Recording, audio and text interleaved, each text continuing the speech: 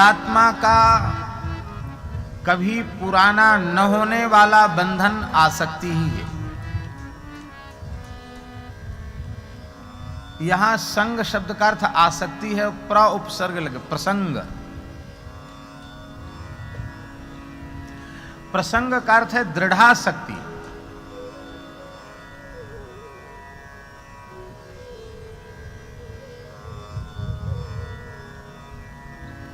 प्रसंग माने दृढ़ासक्ति। दृढ़ासक्ति ही जीवात्मा का ऐसा बंधन है जो कभी जीर्ण शीर्ण नहीं होता। शरीर जितना जीर्ण शीर्ण होता चला जाता है, आसक्ति का बंधन उतना ही अधिक सुदृढ़ होता चला जाता है।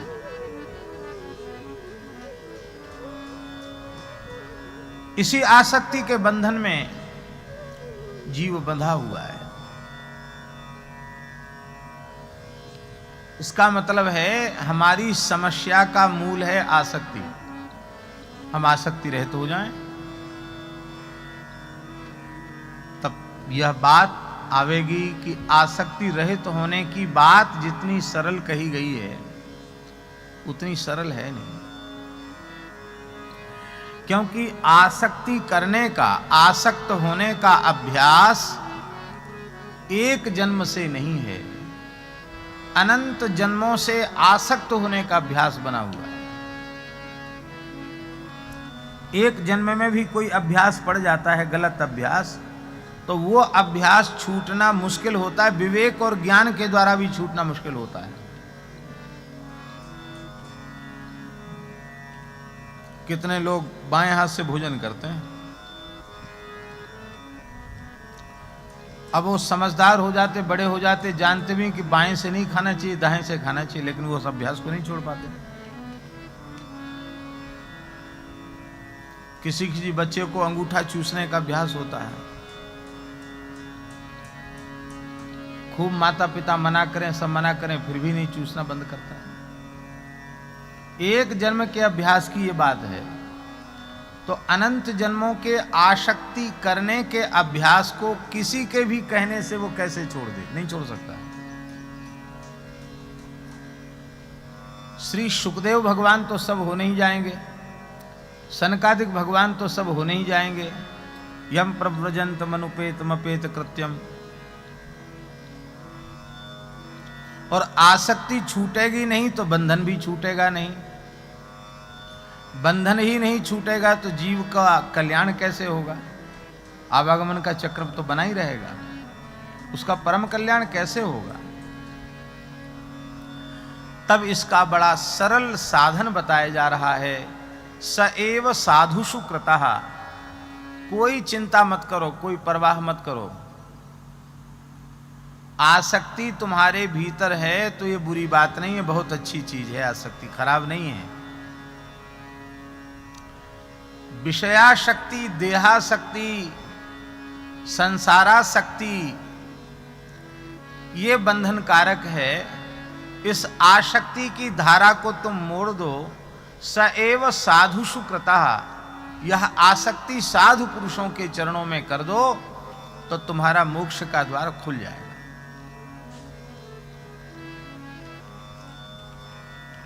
हमने पूज्य बक्सर वाले मामा जी के मुखारविंद से सुना है और पूज्य रमण रेती वाले महाराज जी के मुखारविंद से भी सुना है। पंजाबी भाषा हम जानते नहीं हैं, लेकिन वो पंजाबी भाषा का शब्द है।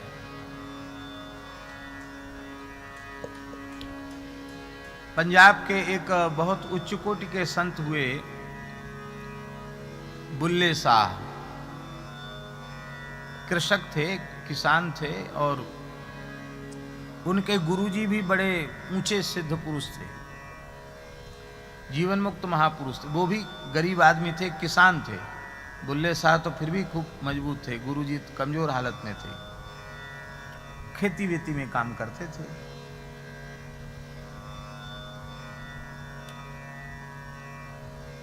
तो वो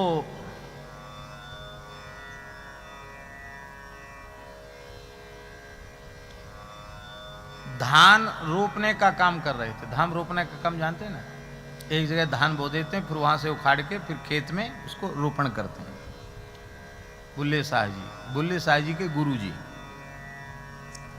तो बुल्ले शाह को व्याकुलता बढ़ी कि भगवान की प्राप्ति कैसे हो, ईश्वर की प्राप्ति कैसे हो, भगवत दर्शन कैसे हो। तो इतनी अधिक व्याकुलता बढ़ गई कि उन्होंने विचार किया कि गुरुजी ही अब उपाय बता सकते हैं। तो गुरुजी कहाँ हैं? बोले गुरुजी तो खेत में काम कर रहे हैं। पहुंच गए, गुरुजी को साष्टांग प्रणाम किया और प्रार्थना किया कि भगवत प्राप्ति का साधन बताइए, क्योंकि हम बहुत व्याकुल हैं, बहुत विकल हैं, अब आयु का कोई ठिकाना नहीं है, भगवान का साक्षात्कार अब होना ही चाहिए।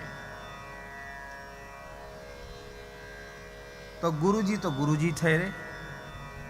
उन्होंने अपने फक्कड़ी लहजे में कहा, बुल्ल्या, अरे बुल्ल्या, बुल्ला सा नाम था, तो प्यार से अरे बुल्ल्या, रबदा की पौना, इत्थे पुटके उत्थे लौना। पुजारी जी ठीक बोला? ये पंजाबी जानते इसलिए इनसे पूछ लिया। अर्थ समझे? अरे बुल्ले शाह, रब माने ईश्वर, दा माने को, ईश्वर को प्राप्त करने में क्या कठिनाई है? इत्थे पुटके उत्थे लौना, यहां से उखाड़ा वहां रोप दिया, बस यही प्राप्ति है। जो आसक्ति तुम्हारी संसार में शरीर में है, वही आसक्ति उठाकर भगवान में, भगवान के भक्तों के चरणों में रख दो, हो गई प्राप्ति। क्या कठिनाई है इसमें? रबदा की पौण्या, उत्थे पुटके उत्थे लौना, यही बात। सएव साधु सुकृता, वही आसक्ति संतों के चरणों में कर दोगे तो तुम्हारा मोक्ष का द्वार खुल जाएगा। अब यहां एक प्रश्न है कि भगवान ने अपने में आसक्त होने की बात क्यों नहीं कही? स्वयं में आसक्ति की बात कहनी चाहिए थी, संतों में आसक्ति की बात भगवान ने क्यों कही? क्योंकि इसी प्रकरण में इसके पूर्व भगवान कह चुके हैं, चेतः खल्वस्य बंधाय मुक्तये चात्मने मतम, चात्मनो मतम गुणेषु शक्तम बंधाय रतम वा पुंसि मुक्तये। भगवान स्वयं कह चुके इसी अध्याय में, इसी प्रकरण में। यह चित्त जब मायिक गुणों में आसक्त अनुरक्त होता है, त्रिगुण में, तो बंधन हो जाता है। और रतंबा पुंसी, पुंसी माने परमात्मनि, जब यह चित्त मुझ परमात्मा में आसक्त होता है तो मुक्तये, संसार चक्र से छूट जाता है। तो स्वयं भगवान ने पहले तो अपने में आसक्ति की बात कही, फिर उसी अध्याय में उन्हीं भगवान ने एक ही श्रोता के सामने अपने को किनारे कर लिया, संतों में आसक्ति की बात कह दी।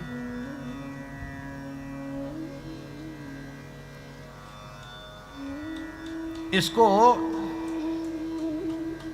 व्याघात कहते हैं। इसको क्या कहते हैं?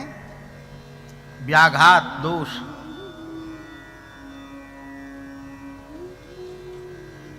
आप अपनी बात बदलेंगे तभी, आप अपनी बात तभी बदलेंगे जब आपकी बात कुछ गलत होगी, नहीं तो आप क्यों परिवर्तन करेंगे? जो है ज्यों की त्यों ठीक है, उसमें कोई ना कोई दोष होगा तब आप उसको बदलेंगे, दोष नहीं होगा तो आपको बदलने की जरूरत क्या पड़ गई? भगवान को अपने वक्तव्य में दोष दिखाई पड़ा। मैं सर्वगत सर्वरूप सर्वमय हूं, किंतु कुंती माता के वचन के अनुसार मैंने अपने आप को माया के पर्दे में छिपा रखा है। माया जवनिकाच्छन्नम अज्ञाधोक्षजमव्ययम न लक्ष्य से मूढ़ दृशा नटो नाट्य धरो यथा। तो सर्वगत सर्वरूप सर्वमय होता हुआ भी मैं माया के पर्दे में छिपा हूं, पर मेरे प्राण प्यारे भक्त संत महापुरुष वो माया के पर्दे में नहीं छिपे हैं, वे तो जगत के मंच पर प्रत्यक्ष प्रकट होकर के लीला कर रहे हैं, कार्य कर रहे हैं। उनकी रहनी, उनका स्वभाव, उनकी महिमा, उनका शील, उनका चरित्र, उनके गुण, उनके अत्यंत निकट रह करके हम अनुभव कर सकते हैं। किसी पर्दे में नहीं छिपा रखा उन्होंने।